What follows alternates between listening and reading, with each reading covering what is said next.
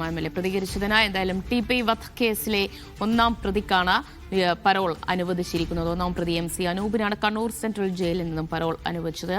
വിശദാംശങ്ങളാണ് ബിജീഷ് ഗോവിന്ദൻ നൽകിയത്. ഇപ്പോൾ കരൂർ ദുരന്തവുമായി ബന്ധപ്പെട്ട് നടൻ വിജയ് ഡൽഹിയിലെത്തിയിരിക്കുകയാണ്. അവിടെ CBIക്ക് മൊഴി നൽകുന്നതിന്റെ ഭാഗമായിട്ടാണ് നടൻ വിജയ് അവിടെ ഡൽഹിയിൽ എത്തിച്ചേർന്നിട്ടുള്ളത്.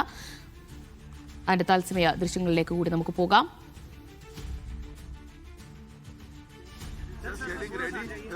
Sir, हाथ नीचे रखिए.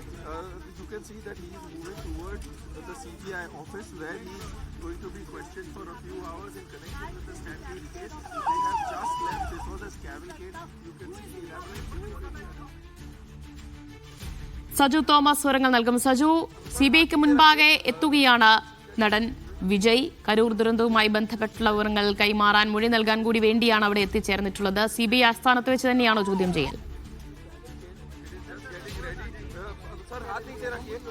ദിവ്യ, അങ്ങനെ തന്നെയാണ് മനസ്സിലാക്കുന്നത്. അല്പസമയം മുൻപാണ് ഡൽഹിയിലെ ജനറൽ ഏവിയേഷനിൽ നിന്നും അദ്ദേഹം പുറത്തേക്ക് വന്നത്. അദ്ദേഹത്തിന്റെ വാഹനം അല്പസമയം മുൻപ് ഇവിടെ നിന്നും പോയിരിക്കുകയാണ്.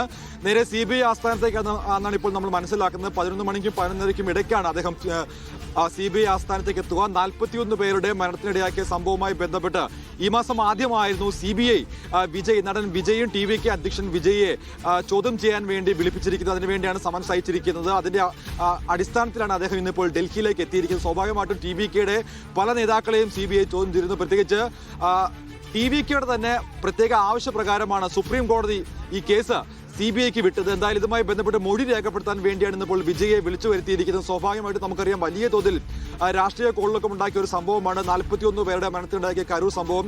കുട്ടികളടക്കം 41 പേരാണ് അന്ന് മരണമടഞ്ഞത് അല്ലെങ്കിൽ ജീവൻ നഷ്ടപ്പെട്ടത്. അതുമായി ബന്ധപ്പെട്ട് വലിയ വിമർശനങ്ങളൊക്കെയും TVKയ്ക്കും നടൻ വിജയ്ക്കും ഏൽക്കേണ്ടി വന്നതാണ്. പിന്നീട് അദ്ദേഹം പല പരിപാടികളും പൊതുപരിപാടികളും മാറ്റിവെച്ചത് നമ്മൾ കണ്ടതാണ്. എന്തായാലും വീണ്ടും അദ്ദേഹത്തിന്റെ പരിപാടികളൊക്കെ ആരംഭിച്ചിരിക്കുകയാണ്. ഇനിയിപ്പോൾ തമിഴ്നാട്ടിലെ നിയമസഭാ തെരഞ്ഞെടുപ്പിന് മാസങ്ങൾ മാത്രമാണ് അവശേഷിച്ചിരിക്കുന്നത്. അതിന് മുൻകൂടിയായിട്ടുള്ള ഒരു രാഷ്ട്രീയ നീക്കമായിട്ട് തന്നെ വേണം ഇതിനെ കാണാൻ. പ്രത്യേകിച്ച് CBIയുടെ ഭാഗത്തു നിന്നുണ്ടാകുന്ന എന്ത് നീക്കമാണെങ്കിലും അത് TVKയ്ക്കും ഒപ്പം വിജയ്ക്കും ഏറെ നിർണായകമാണ്. പ്രത്യേകിച്ച് ഒരു തമിഴ്നാട് രാഷ്ട്രീയത്തിലേക്ക് ആദ്യം കടക്കാനിരിക്കുന്ന നടൻ വിജയെ അല്ലെങ്കിൽ TVK പാർട്ടിയുടെ നിലനിൽപ്പ് എന്താണെന്നുള്ളത് ഈ കേസുമായി ബന്ധപ്പെട്ടിരിക്കും. പ്രത്യേകിച്ച് അതുകൊണ്ട് തന്നെ അദ്ദേഹത്തിന്റെ ഇന്നത്തെ മൊഴികളും പ്രത്യേകിച്ച് CBIയുടെ നിലപാടും ഏറെ നിർണായകമാണ്.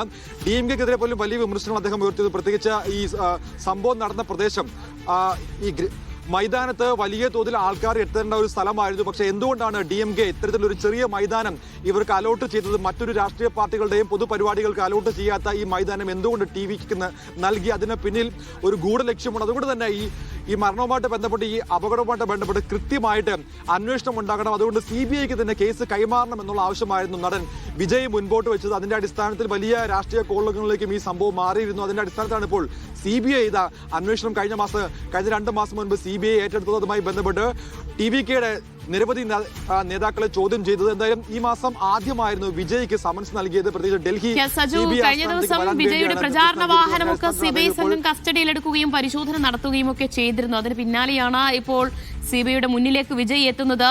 വിജയ് മാത്രമേ ഉള്ളൂ? TVKയുടെ മറ്റു നേതാക്കളും ഇന്നുണ്ടോ?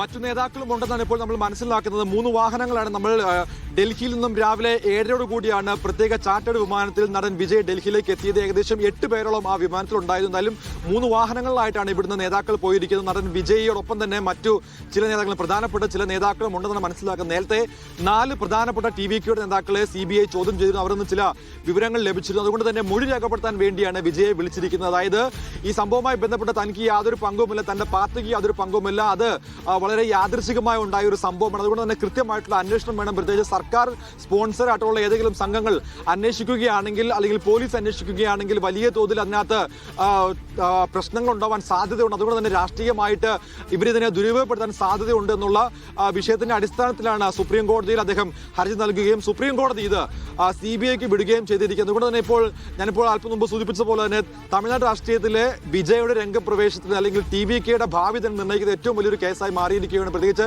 41 പേരാണ് ജീവൻ നഷ്ടമായിരിക്കുന്നത്. 41 പേർ ജീവൻ നഷ്ടവുമായി ബന്ധപ്പെട്ട് വലിയ പ്രതിഷേധങ്ങളൊക്കെ ഉണ്ടായിരുന്നു. അതിന്റെ അടിസ്ഥാനത്തിലാണ് വിജയ് ഇന്നിപ്പോൾ മൊഴിയെടുക്കാൻ വേണ്ടി വിളിപ്പിച്ചിരിക്കുന്നത്.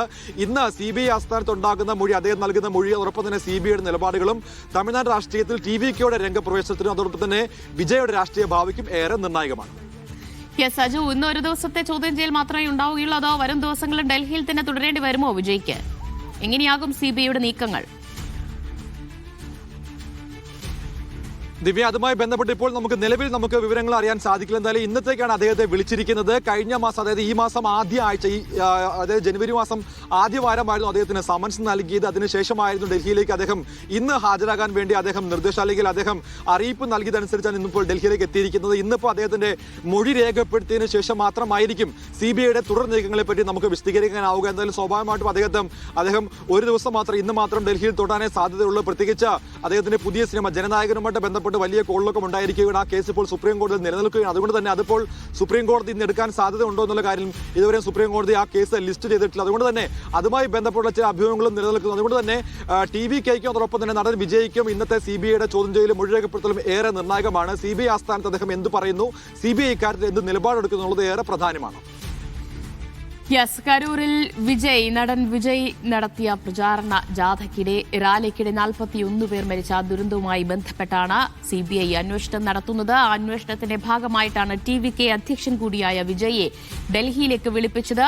TVKയുടെ ആവശ്യം കൂടിയായിരുന്നു കരൂർ ദുരന്തം CBI അന്വേഷിക്കണം എന്നത്.